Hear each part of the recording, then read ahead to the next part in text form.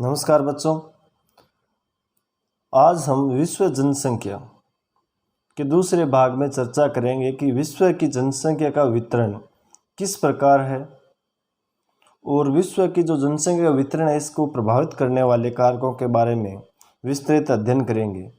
इससे पहले हमने पिछले वीडियो में चर्चा की थी कि महाद्वीपों के बारे में, फिर चर्चा की थी विश्व की सर्वाधिक जनसंख्या वाले 10 देशों के बारे में, और आज अपन चर्चा करेंगे जनसंख्या के वितरण, घनत्व और जनसंख्या के वितरण को प्रभावित करने वाले कारकों के बारे में। किन कारकों के वजह से जनसंख्या जो है वो प्रभावित होती है। उससे पहले अपन थोड़ी जानकारी ले लेते हैं कि विश्व की 60% आबादी जो सर्वाधिक जनसंख्या वाले टॉप 10 देश है यानी 10 देश है उनमें निवास करती है। उत्तरी गोलार्ध में विश्व की 85% जनसंख्या निवास करती है और दक्षिणी गोलार्ध में विश्व की 15% जनसंख्या जो है वो निवास करती है। अब अपन थोड़ा देखें मैप के जरिए, तो ये अपनी पृथ्वी, ये है भूमध्य रेखा 0 डिग्री अक्षांश, ये हो गया उत्तरी ध्रुव। सबको पता है कि पृथ्वी की 2 ध्रुव है, उत्तरी और दक्षिणी, ये हो गया दक्षिणी ध्रुव। तो ये जो भाग है ये हो गया उत्तरी गोलार्ध। इसमें विश्व की जो आबादी है उसका 85% जो जनसंख्या है वो निवास करती है और इसमें विश्व की जो आबादी है उसका 15% जनसंख्या निवास करती है। इसके पीछे कारण क्या है उनके बारे में अपन इस वीडियो में चर्चा करने वाले हैं। उससे पहले थोड़ा देख लेते हैं जनसंख्या घनत्व। जनसंख्या घनत्व है, जनसंख्या घनत्व का तात्पर्य जनसंख्या व धरातल के अनुपात से है, जिससे प्रत्येक इकाई क्षेत्र व्यक्तियों की संख्या के रूप में व्यक्त किया जाता है। यानी कि प्रति वर्ग किमी क्षेत्र में निवास करने वाले लोगों की संख्या को जनसंख्या घनत्व कहा जाता है। भारत का जो जनसंख्या घनत्व है वो है 2011 के अनुसार 382 और विश्व का जो जनसंख्या घनत्व है वो है 47 यानी 47। तो इस प्रकार जनसंख्या घनत्व जो है वो है धरातल और जनसंख्या के अनुपात का ही रूप है। अब अपन चर्चा करते हैं जनसंख्या वितरण को प्रभावित करने वाले कारक, जिनमें भौगोलिक कारक हो गए, आर्थिक कारक हो गए, फिर सांस्कृतिक कारक बोल दें या सामाजिक एवं सांस्कृतिक कारक हो गए, या फिर जो कारक है वो है राजनीतिक कारक। इनकी वजह से जो जनसंख्या है वो प्रभावित होती है। अब अपन चर्चा करने वाले हैं भौगोलिक कारक, जिनमें पहला है जल की उपलब्धता, भू आकृति, जलवायु और मृदा। अब अपन चर्चा करेंगे जल की उपलब्धता। जल जीवन का महत्वपूर्ण कारक है, इस कारण लोग उन्हीं क्षेत्रों में बसते हैं जहां जल आसानी से उपलब्ध होता है, इसलिए नदी घाटी वाले क्षेत्र सघन बसे हुए हैं।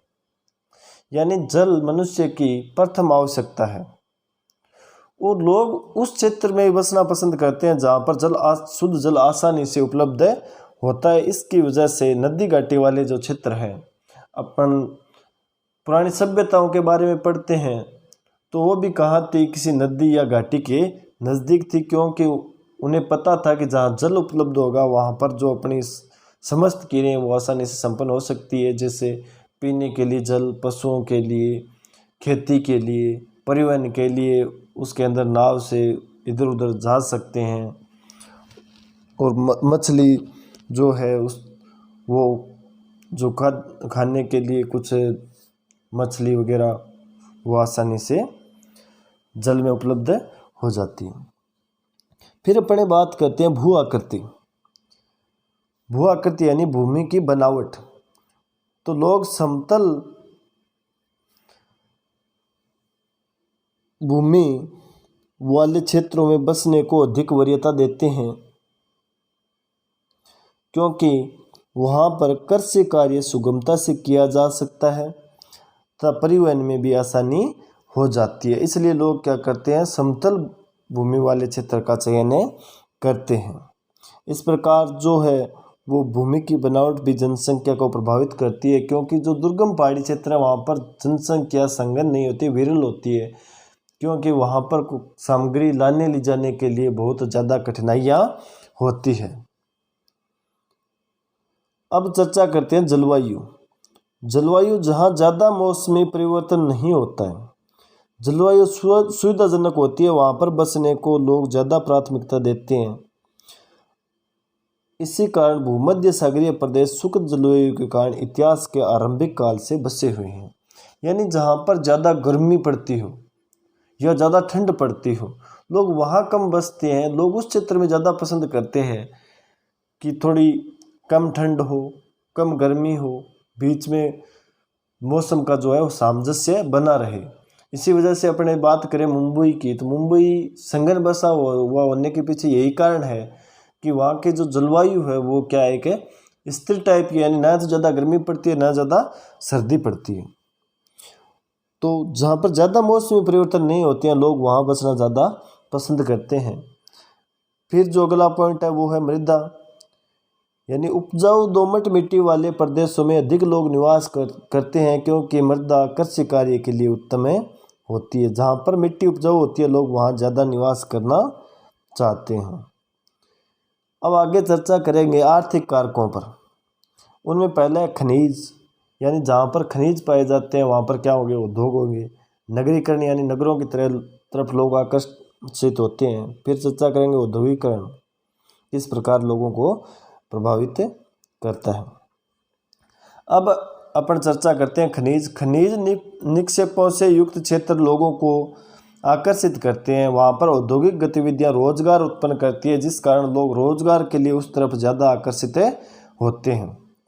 यानी कि जहाँ पर खनिज पाए जाएंगे वहाँ पर उन्हें निकालने के लिए खनन कार्य और बड़े बड़े जो उद्योग लगाए जाएंगे, तो वहाँ काम करने के लिए मजदूरों की आवश्यकता होगी और लोगों को क्या होगा, रोजगार की ज़रूरत होगी, तो वो तो उस तरफ ही जाएंगे जहाँ काम होगा।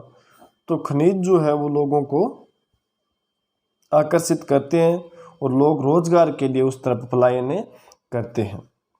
अफ्रीका की कटगा जाम्बिया तांबा पेटी इसका एक अच्छा उदाहरण है। यानी अफ्रीका के जो कटगा जाम्बिया तांबा पेटी है वहाँ पर जनसंख्या का जमाव जो है वो ज़्यादा है। अब अगला पॉइंट जो है वो है नगरीकरण। तो नगरों में संचार, परिवहन, स्वास्थ्य, शिक्षा, रोजगार व अन्य मूलभूत सुविधाओं के लिए शहरों की तरफ लोग क्या है, आकर्षित होते हैं, क्योंकि ये सुविधाएं गाँव में उपलब्ध नहीं होती। उच्च शिक्षा के लिए लोग शहरों में जाकर बस जाते हैं, रोजगार के लिए भी जाना पड़ता है, वहाँ संचार की सुविधा होती है, स्वास्थ्य सुविधा होती है, इसीलिए लोग क्या है नगरों के अंदर बसना ज़्यादा पसंद करते हैं और वहाँ पर जनसंख्या का जमाव जो है वो ज़्यादा हो जाता है। अब अगला बिंदु है औद्योगिकरण, यानी उद्योग लोगों को आकर्षित करते हैं। औद्योगिकरण से परिवहन परिचालक, दुकानदार, बैंक कर्मी, डॉक्टर, अध्यापक तथा अन्य सेवा प्रदाता भी आकर्षित होते हैं। जापान का कोबे ओसाका प्रदेश इसी का उदाहरण है। यानी जापान का जो कोबे ओसाका प्रदेश है वो इसका ही उदाहरण है, क्योंकि वो इसी वजह से संघन बसा हुआ है, वहाँ उद्योग ज़्यादा है।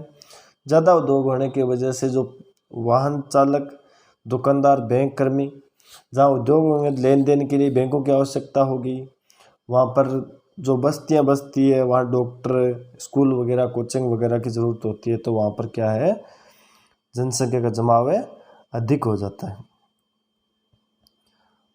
अब आगे अपन चर्चा करते हैं सामाजिक एवं सांस्कृतिक कारकों की। तो सामाजिक कारक, जिनमें पहला है धार्मिक कारक, यानी कि किसी क्षेत्र में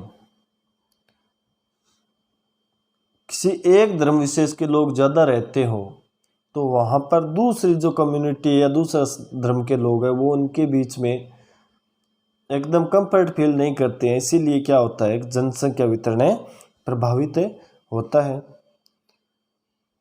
फिर जो अगला पॉइंट है वो है अशांति, यानी किसी क्षेत्र में अराजकता है, चोरी, लूटपाट, डकैती, गुंडागर्दी होती है, तो लोग वहाँ बसना कम पसंद करते हैं।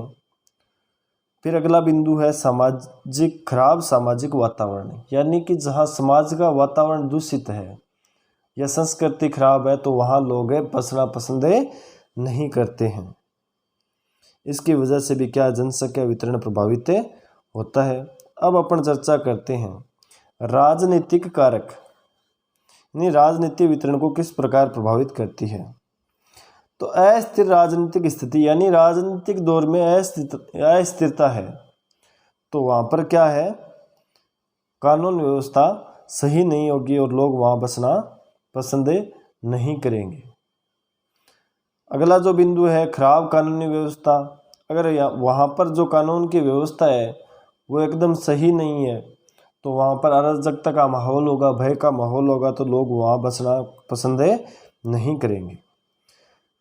ये थे अपने जनसंख्या वितरण को प्रभावित करने वाले कारक, भौगोलिक कारक, आर्थिक कारक और सामाजिक और राजनीतिक कारक। अब अगले वीडियो में अपन चर्चा करेंगे जनसंख्या वृद्धि के बारे में। तब तक के लिए धन्यवाद। वीडियो को ज़्यादा से ज़्यादा लाइक, शेयर और चैनल को सब्सक्राइब ज़रूर करें। धन्यवाद।